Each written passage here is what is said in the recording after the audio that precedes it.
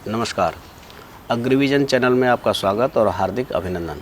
आप देख रहे हैं कार्यक्रम स्वदेश, एक ऐसा कार्यक्रम जिसमें हम बात करते हैं भारत की, भारतीय संस्कृति, भारतीय परंपराओं और उन महान विभूतियों की जिन्होंने देश को किया गौरवान्वित। और आज ऐसे ही महापुरुष की बात करेंगे। उन्होंने कहा था कि देश के विकास का रास्ता गांव से होकर जाता है। उन्होंने गांव किसान के लिए बहुत काम किया और उनके बारे में ज़्यादा जानने के लिए हमारे साथ हैं डॉक्टर नंदकिशोर गर्ग, जो एक शिक्षाविद हैं, साथ साथ राष्ट्र प्रथम का ध्येय लेकर चल रहे हैं। डॉक्टर साहब नमस्कार, स्वागत है कार्यक्रम में। डॉक्टर साहब, जैसे मैंने कहा कि गांव से होकर रास्ता जाता है किसी देश के विकास का, भारत का, तो ये बात कही थी चौधरी चरण सिंह जी ने। तो चौधरी चरण सिंह जी का क्या योगदान रहा देश के लिए, खासकर किसानों के लिए? चौधरी चरण सिंह एक प्रतीक थे भारत के कृषक समाज के, किसान के, दबे कुचले पिछड़े लोगों के। और वो स्वतंत्रता सेनानी भी रहे और स्वतंत्रता के बाद उत्तर प्रदेश में राजनीतिक क्षितिज पे जो उभरने वाले पहले 10 साल में कुछ लोग थे, उनमें चंद्रभानु गुप्ता के बाद चौधरी चरण सिंह बहुत तेज़ी से उभरे थे। बहुत ही सीधा सादगी भरा जीवन। गांव, ये सच्चाई थी कि जब 7 लाख गांव हो जिस देश में, और उस समय तो 70% लोग गांव पर ही जीवन पे आधारित थे, कृषि और उसी से एक दूसरे से जुड़े हुए जो हमारे काम थे।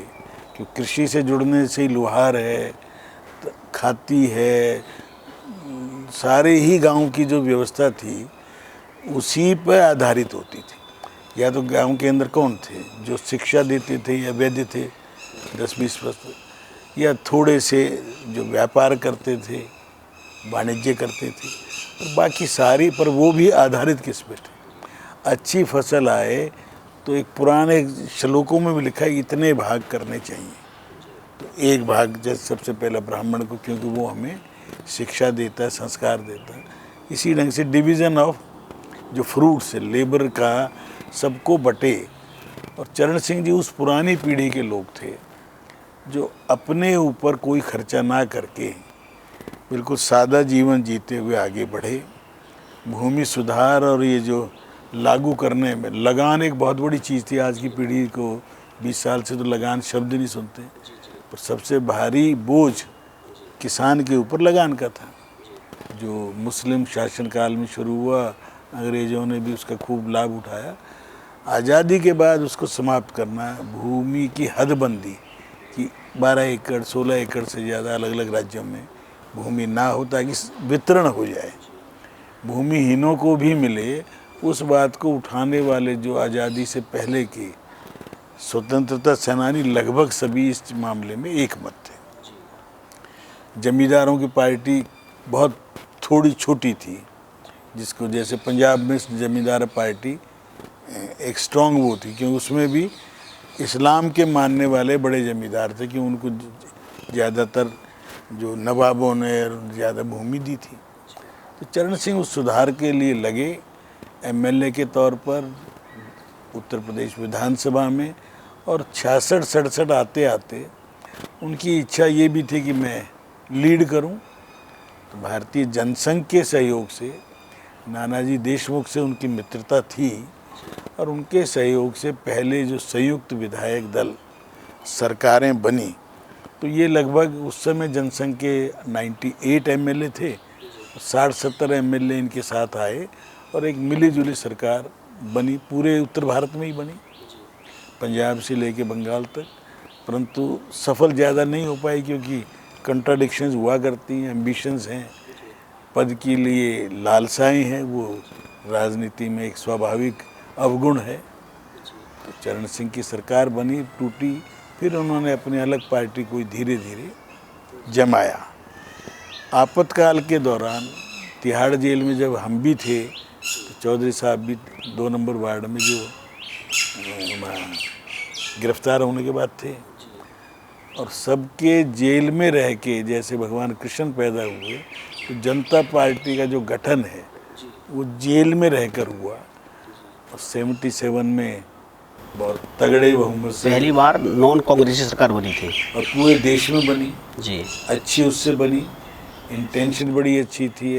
आपातकाल का विरोध करते हुए उस समय जो जो संजय गांधी ने किया था, खास तौर पर ज़बरदस्ती नसबंदी करना, उन सब चीज़ों का विरोध था। लोगों में एक गुस्सा था, गुस्से का इजहार हुआ और मुरारजी भाई प्रधानमंत्री बने। परंतु चरण सिंह की कहीं दबी इच्छा खुद की भी थी कि मैं प्रधानमंत्री बनूं। उन्होंने एक सर अपने उसमें कहा है कि पत्रकार ने पूछा उनसे कि क्या आप प्रधानमंत्री बनना चाहते हैं। उन्होंने कहा हर एक का मन होता बनने का, लेकिन मैं मोरारजी देसाई की सरकार गिराना नहीं चाहता। अगर मोरारजी देसाई अगर मर जाएंगे तो मैं बन जाऊंगा, ऐसे उन्होंने हंसी में कहा था, लेकिन बड़े बेबाक हिसाब से कहने वाले थे और बड़े सहज और सरल थे। मैं दोनों को जानता हूँ। मुरारजी भाई पद की इच्छा तो इंदिरा के बाद उनका नंबर आ ही गया था, परंतु जिस दिन हटे उस दिन मन में कोई क्षोभ नहीं था। कुर्ता उतार के, जैसे गर्मी में पहले लोग एसी का भी प्रयोग नहीं करते थे, क्या जितना समय मुझे कुर्सी छोड़ने में उतना ही समय लगेगा जितना कुर्ता निकालने में। उनके बाद बने जरूर चरण सिंह, परंतु अंदर से वो स्वाभाविक रूप से ईमानदार नेता थे, लोकतंत्र को मानते थे। पर राजनारायण जिसने इंदिरा को हराने में एक बड़ी भूमिका अदा की, उसी व्यक्ति ने मोहन मिकिन वाले कपिल मोहन के साथ मिलकर संजय गांधी से मुलाकात करके उस सरकार को डिस्टेबलाइज करके लोकतंत्र की हत्या की और चरण सिंह जी उसमें एक हथियार बने।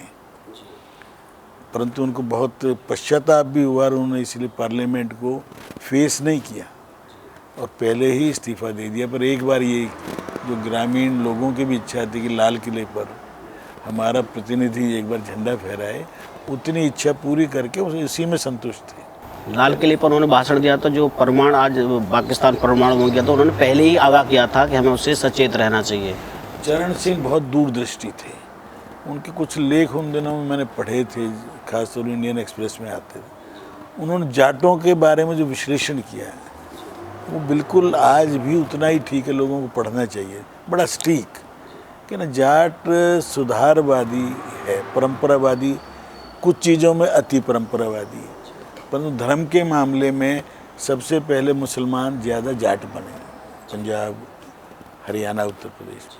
फिर सबसे ज़्यादा आर्य समाज का प्रभाव पड़ा या सिखिज़्म का प्रभाव पड़ा, तो सबसे पहले उसमें भी जाने वाले लोग सिख परंपरा में भी गुरु गोविंद सिंह जी के आह्वान पर, गुरु गोविंद सिंह जी तो जाट सिख नहीं थे, परंतु उनके आह्वान पर जो ज़्यादा बने पंजाब में वो जाट सिख बने। आर्य समाज में ज़्यादा वही आए।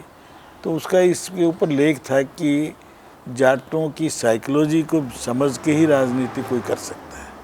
और साइकोलॉजी क्या है कि थोड़ा सत्ता विरोधी, आक्रोश और जल्दी से परिवर्तन के लिए को स्वीकार करना। अब ये बात तो स्वयं जाट नेता, उनको जाट नेता कहते हैं लोग। मैं उनका ऐसा बेबाक विश्लेषण पढ़ने के बाद कन्विंस था कि वो बहुत ही फ्यूचर के लिए देखने वाले व्यक्ति थे। क्या चकबंदी जब होती है सर, चकबंदी में क्या बचत होती है, चकबंदी में उन्होंने कहा जो बचत की भूमि है वो हरिजनों को मिलनी चाहिए। वही मोनो इन चीज़ों कितना फ्यूचर लुकिंग था कि भूमिहीन अधिकांश जिनको उस समय हरिजन बोलते थे, आज शेड्यूल कास्ट बोलते, वो उसके हक में थे। उसी में लोकनायक जयप्रकाश नारायण जी भी थे, विनोबा भावे का भूदान आंदोलन भी चल रहा था और उनकी इन समर्थक हमारे जो भारतीय जनसंघ ने भी शुरू से ही भूमि सीमा का, जबकि इस बात पे हमारे राजस्थान के पहले 8 MLA में 6 लोग छोड़ के चले गए कि जनसंघ क्यों समर्थन कर रहा है हदबंदी का। और उस समय दीनदयाल जी ने कहा 6 के 7 भी जाते हैं तो मुझे कोई वो नहीं, केवल भैरव सिंह शेखावत वो थे जो बचे थे नेता के तौर पर, बाकी सारे ही छोड़ गए क्योंकि ज़्यादातर जमींदार थे, छोटे रजवाड़े थे। तो सिद्धांत के लिए जीने वाले लोग थे और आज सिद्धांत की लास्ट में आगे बढ़ी। आज की राजनीति सत्ता के लिए इतनी लोलुपता बढ़ गई है, इतनी इच्छाएं बढ़ गई हैं सत्ता और सत्ता के माध्यम से पैसा। चौधरी साहब की जब सरकार बनी थी इंदिरा गांधी ने उनको समर्थन दिया था कि संजय गांधी पे जो केस हैं उनको वापस ले लेंगे, लेकिन वो सत्ता लेने के चक्कर में उनका कोई केस वापस नहीं लिया। उनका समझौतावादी नहीं थे। यहाँ आके वो ट्रैप हुए जो राजनारायण की, वो बड़े उसका पछताया उन्होंने कि एक अच्छी सरकार बनी थी, वो काम अच्छा कर रही थी, और मुरारजी भाई उनसे 10-12 साल बड़े भी थे, कोई दिक्कत ही नहीं थी, और सबसे ज़्यादा संख्या तो जनसंघ की थी, और केवल 2 मंत्रालय लिए थे, अटल जी और लालकृष्ण आडवाणी, और तीसरा संचार मंत्री वो कांग्रेस से आए हुए थे बृजलाल जी। नाना जी को मंत्री बना रहे थे, उन्होंने कहा नहीं, मैंने तय कर लिया 60 साल से बड़े उम्र के लोग कुर्सी से दूर रहें। कितनी बड़ी बात थी। और वही फिर नाना जी भारत रत्न हुए, जैसे चौधरी चरण सिंह भी भारत। चौधरी साहब को भी भारत रत्न मिला, लेकिन इतना देर में क्यों मिला? अब ये तो इसका कोई जवाब, अम्बेडकर को देर में क्यों मिला? केवल जवाहरलाल नेहरू ऐसे थे जिन्होंने अपने आप ही ले लिया सबसे पहले। मेरा मानना है कि जो आज के प्रधानमंत्री है मोदी जी, समझते हैं लोगों को किसको क्या देना चाहिए, इसीलिए शायद देर होगी। नहीं, चरण सिंह को मतलब इन्होंने तो जब इनके हाथ में जब था जब ही तो देंगे ना। कर्पूरी ठाकुर उससे पहली सरकारों ने नहीं दिया, उनको भी देना चाहिए था। मतलब डॉक्टर मुखर्जी को नहीं दिया, और हम चाहते तो नरेंद्र मोदी दे सकते थे ना, पोस्टमस औरों को दिया नहीं। अटल जी को भी जीवन के अंतिम क्षणों में एक किस्म से जब घर जाके दे के आए प्रणब मुखर्जी, तो उस समय लगभग अचेत थे। ये हमारे देश में रिकग्निशन जो है वो किन को मिलती है? जिनके पीछे मास फॉलोइंग हो, जिनके हाथ में वोट हो। वोट के लिए ही आज राजनीति चलती है, सच्चाई है।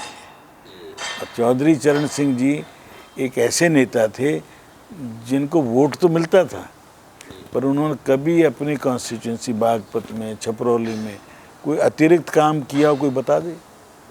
आज लोग अपनी कॉन्स्टिट्यूंसी को नर्स करते हैं, उसको बढ़िया से बढ़िया बनाते हैं। मतलब मोदी जी ने आज बनारस की कायाकल्प किया है, क्योंकि आज काम पे आधारित भी वोट मिलता है, ये तो लोगों को समझ में आ गया और होना भी चाहिए। परंतु चौधरी चरण सिंह ने कभी, जगजीवन राम कभी अपने कॉन्स्टिट्यूंसी में वोट लेने के बाद जाते ही नहीं थे। वो अलग जमाना था, अलग सोच थी। उनकी प्रतिभा बड़ी असाधारण थी। किसी थाने में चले गए, रिपोर्ट कराने के लिए खुद किसान बन गए। उनके बारे में थोड़ा बताएं सर। मतलब एक सादा जो आदमी होता है ना, जिसको जड़ों से जुड़ा हुआ, उसको समस्याओं को समझ है, और ज़्यादा उसको प्रभावित करने के लिए मान लो बन के चले गए, तो पूरे उत्तर प्रदेश के थानों में एक मैसेज चला गया, यार ये तो कभी भी कहीं भी आ सकता है। उसी आधार पे आज योगी जी ने पूरे उसी उत्तर प्रदेश को, जो बिगड़ा हुआ उत्तर प्रदेश था, उल्टा पुल्टा प्रदेश था, आज वहाँ पर खुले लोकतंत्र को, थोड़ा बहुत आदमी जो अति लोकतंत्रवादी वो ये भी कहते होंगे यार ये क्या है, गोली मार देते हैं पैर को, या ये कर देते हैं, पर उसके बिना सुधारोगे कैसे? सारा अतिक्रमण हटा दिया, डेली लगे हुए हैं जी। छठे छाठे वाली बात है ना। और हमारे संतों ने भी कहा है, परंपरा में भी कहा है कि बदमाश का बहुत ज़्यादा प्यार करोगे तो काटना नहीं छोड़ता, जैसे ये जो सांप बिच्छू, ऐसे ही जिसकी प्रकृति जैसी है, उसको सुधारने के लिए जहाँ डंडे की ज़रूरत है वो डंडा ही चाहिए। धन्यवाद सर। ऐसे ही प्रतिभाशाली एक और व्यक्तित्व के साथ फिर मिलेंगे, तब तक के लिए हमें दीजिए अनुमति। नमस्कार।